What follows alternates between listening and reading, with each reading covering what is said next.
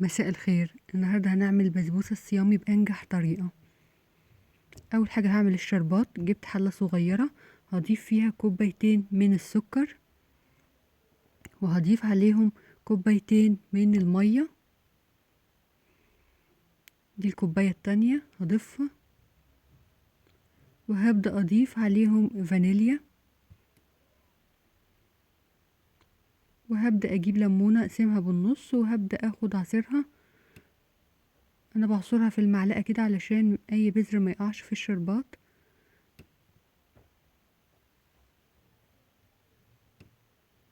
كمان المقادير هتلاقوها في صندوق الوصف السهم اللي تحت الفيديو، بتضغطي عليه بتلاقي المقادير. ببدأ كده اقلبهم على البارد.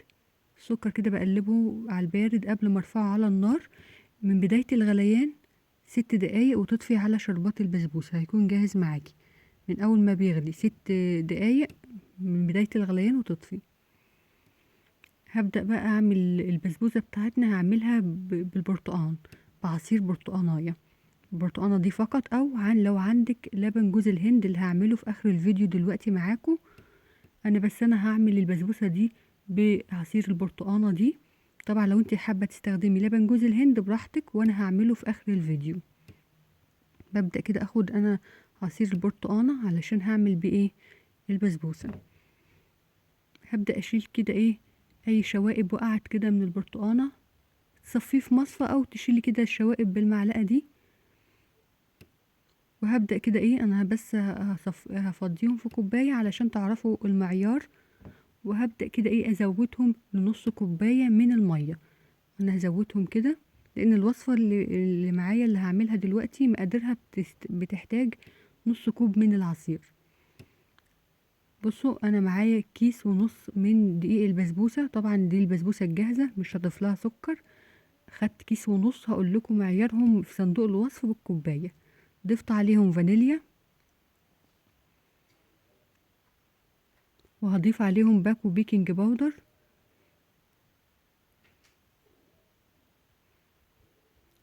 وهقلبهم الاول كده.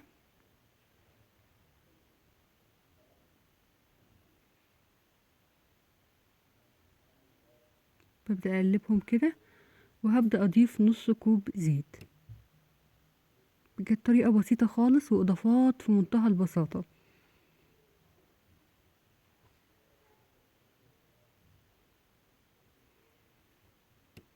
ببدأ اقلبهم كده بالمعلقة الاول مع بعض كده.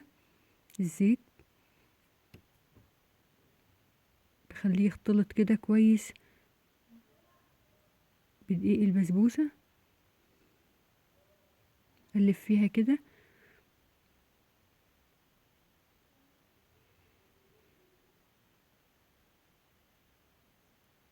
وهبدأ كده بعد ما قلبتهم كويس كده، شايفين مخليهم زي الرمل كده. بصوا رسيت الزيت كويس فيهم. هبدأ اضيف نص كوب العصير.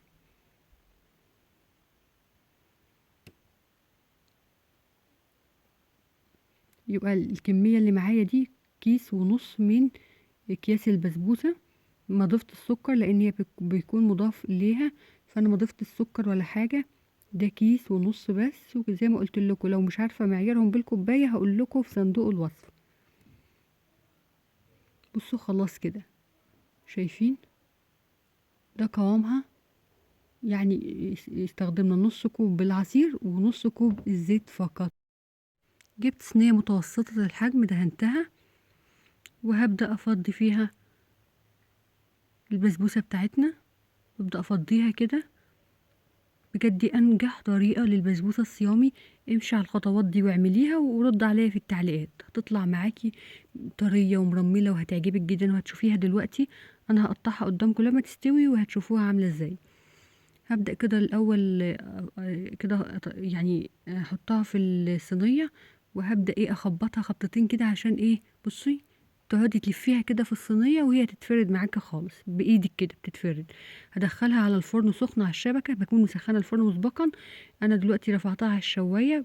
بصي هي استوت، برفعها تاخد لون. بدأ بجرب بالخلة الأول كده، تطلع الخلة نضيفة معاكي. يعني زي ما انت شايفة كده كل التفاصيل جايبها لك حتى تسوية الفرن.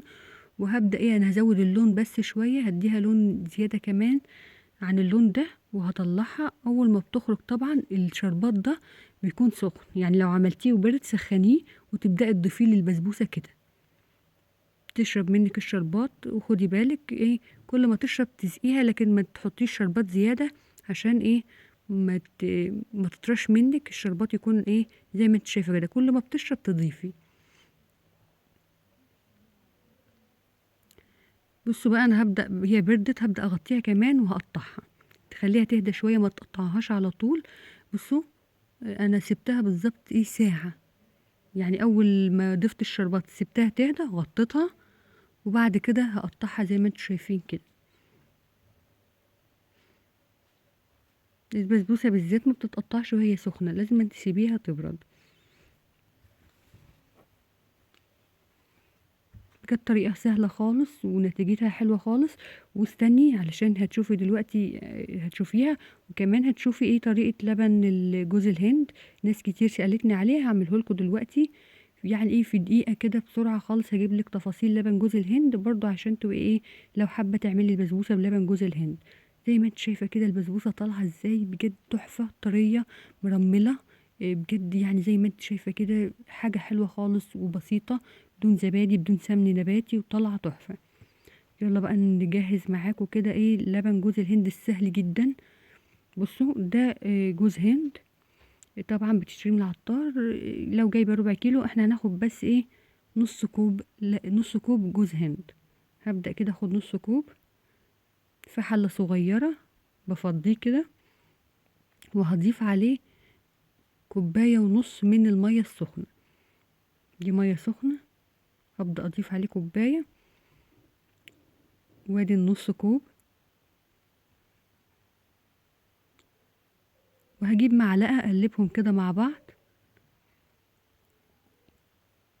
بتقلبيهم كده كويس مع بعض.